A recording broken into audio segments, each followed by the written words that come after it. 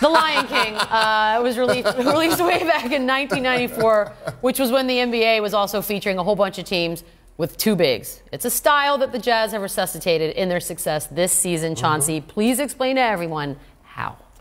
Well, the Jazz are a team, it reminds me of when I fell in love with the game. We all probably did. Positions mattered. They have a traditional 5, a traditional 4, power forward. They got a 3 guy who can defend, he can shoot the jumper. Ingles. They got a 2 guard that leads the team in scoring. Mitchell. That's what it used to be like. And then they got a pure point guard and they got role players. Rubio. And I'm gonna go to the tape here and I'm gonna show y'all offensively and defensively why they remind me so much of back when we played, old guys. So their defense is on a string. Obviously, you look at Favors, he knows Melo's in his sweet spot. He's going to contest him. He's not going to give way. He's going to continue to fight that and not let him get the ball. Not only does he do that, he helps on Paul George's drive. The only way he can do so is if he trusts the rest of his guys to help him, because now, as we know, Carmelo is a pick and pop guy. What does Rubio do? Yeah. He goes over and he rotates really fast. Now, nobody wants to give up corner threes. You look at Donovan Mitchell. His angle for where he closed out doesn't give up that pass to the corner. And you look at him, he just goes back home. Favors stays down. Contests, Russell doesn't give up a layup. And this is what they do better than anybody. They put 4 guys on the rebound. Why? Because Steven Adams is a monster and he's the best offensive rebounder in the game. Now, on the offensive end, we're going to watch this play. This is a drawn-up play for a handoff, but guess what?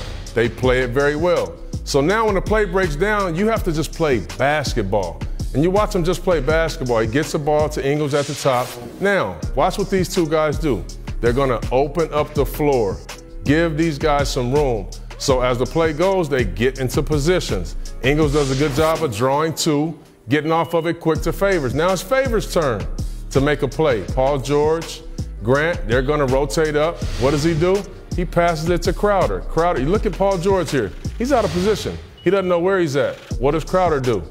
Finds the open man. Nobody wants to give up open corner threes, but they do. That's them playing basketball. And you know we would be remiss if we didn't talk about this young man.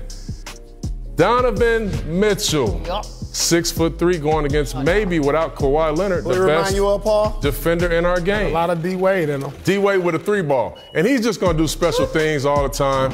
You can just put the ball in his hands, but I really do. I appreciate the way that this team plays the game. They play it the way that we all played.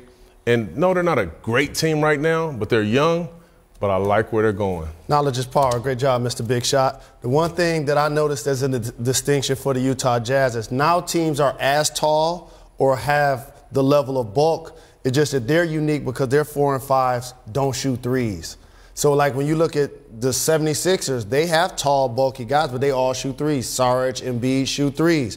Valanciunas is trying to shoot threes, but Ibaka shoots threes. So that is also another distinction, is that they play old school. Their bigs play underneath the three-point line. What's keeping them alive is their defense also, you know, and the matchup. You know, OKC is not a big three-point shooting team, so they can get away with not shooting threes. You know, this is something that's going to hurt them in the long run. They have to add three-point shooting to this team if they want to eventually take the next step and become a contender.